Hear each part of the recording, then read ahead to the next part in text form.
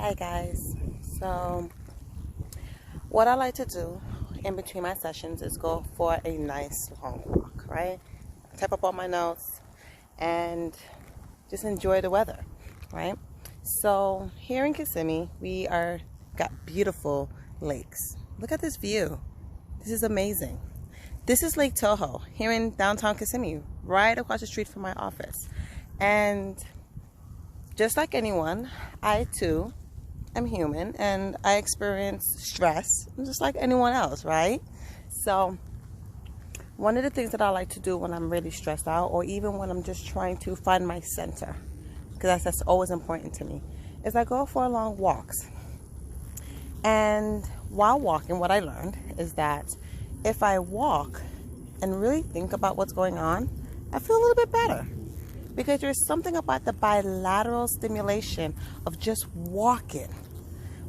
This kind of helps you reprocess everything that kind of goes on in your life. Most importantly, there's just something about nature. You just get to enjoy nature. Something about the sun, just kind of being around birds. There's some birds here. I don't know if you can see them. You know, some ducks, and just enjoying the breeze. It really does help improve your mood. So just wanted to kind of share a little bit about myself and take this time while I rest underneath this tree. So who am I? So for those of you guys who know me, my name is Robin McLeish. I got my undergrad in social work from the University of Arkansas in Pine Bluff, which is a HBCU. Go Roaring Lions! Woo! HBCU. And I got my graduate degree from Columbia University in New York. I was actually born in New York, so it was like going back home. I enjoyed it. However, I decided to move down to Florida. For one, it was cheaper. Have any of you guys ever lived in New York? That's crazy. Do you see how much taxes they take out of your paycheck? That should be illegal. I'm just saying. Regardless, we moved down to Florida. I moved here in 2009, and I worked as a DCF care coordinator here in Osceola County, Kissimmee, Florida. And I was there for 3.5 years, focusing a lot on children who's been abused and neglected and removed from the home. In that time frame, I became a registered intern, meaning I did some residency. And I learned more about how to counsel children and their parents who have struggled with abuse and neglect. This actually was almost like my life's mission. It started my life mission. I realized my life mission when I was a kid, when I was 8 years old, that I wanted to help. And I wanted to help others heal their minds. And I felt that when you start with children, it's easier to work with children than it is to work with adults. That would change later on in my life. However, not to say that working with children is not easy. I mean, like, eventually I started working with both. That's what I mean. So I started focusing on trauma, got out of the DCF field, went into more counseling, working specifically with trauma children, learning play therapy techniques, as well as a lot of other trauma-focused techniques. Studied. I am such a professional student. Who out there are also professional students? Yay for the professional students! Yeah, my husband didn't think that was funny either. So yes, I continue my education, specifically learning more about trauma, because I want to be able to help those kids, to help the ones who are abused, who are neglected, who are just going through a difficult time. What I found out is that those children become adults. So that goes into my next practice. My next field went from working with children to working with adults. This was me working in the hospitals, where I was working in the ICU. It was pediatric ICU, but when you're in a pediatric ICU, you're working mostly with adults. You're working with the parents, not the children. But I was working with the adults because I realized these children that I was working with who are abused and neglected, they grow up and they become adults. But now they become adults who are still struggling with those abuse and traumatic memories. I also realized that trauma isn't just only abuse and neglect. It could be anything. It doesn't have to be just like what we know as shell shock, right? Or veterans. It could be a breakup. It could be a chronic illness. It could be you going to the dentist for the first time. It could be anything, anything. So what is trauma? Trauma, aka, is it's just a perception of threat to yourself or to your psyche, your sense of integrity. And so I was very intrigued, did more and more, became EMDR trained.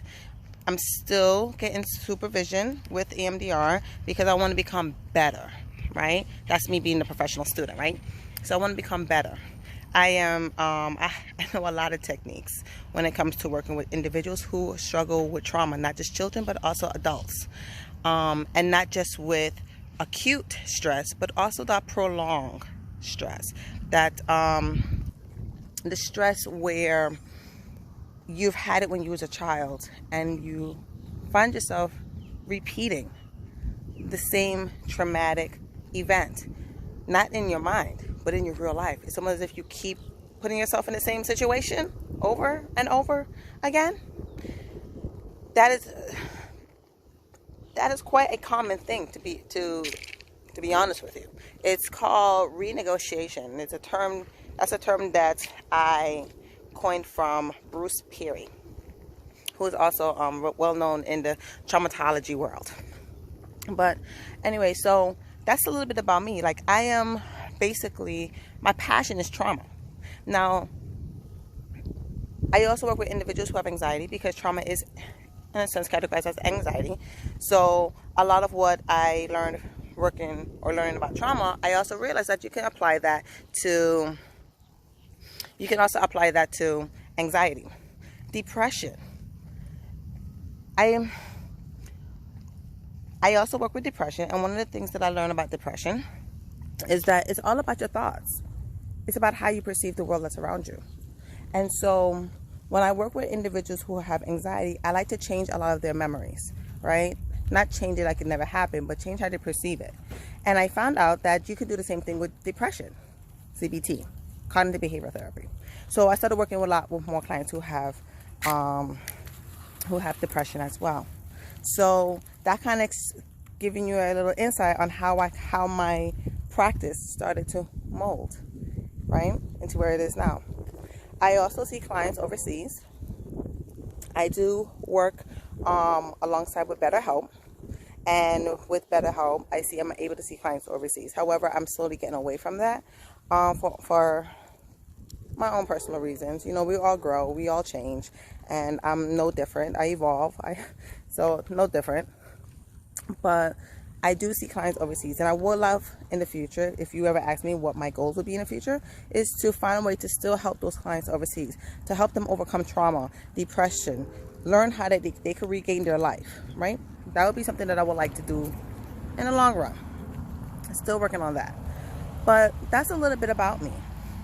For those who want to know, who is Robin? What is Through the Looking Glass all about? Okay.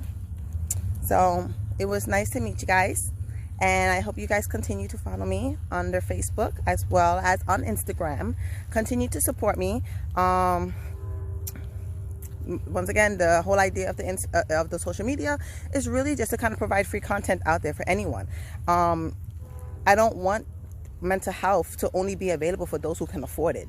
Everyone has a right to health, whether it's physical or mental. So my idea behind my social media is just to kind of put some content out there and to help somebody. You know, I may not help everyone, but if I can help just one person, that would mean a lot to me. So it was nice meeting you guys, and you will see more of me. So you get to know a little bit more about the mastermind behind Through the Looking Glass. All right. Bye, you guys.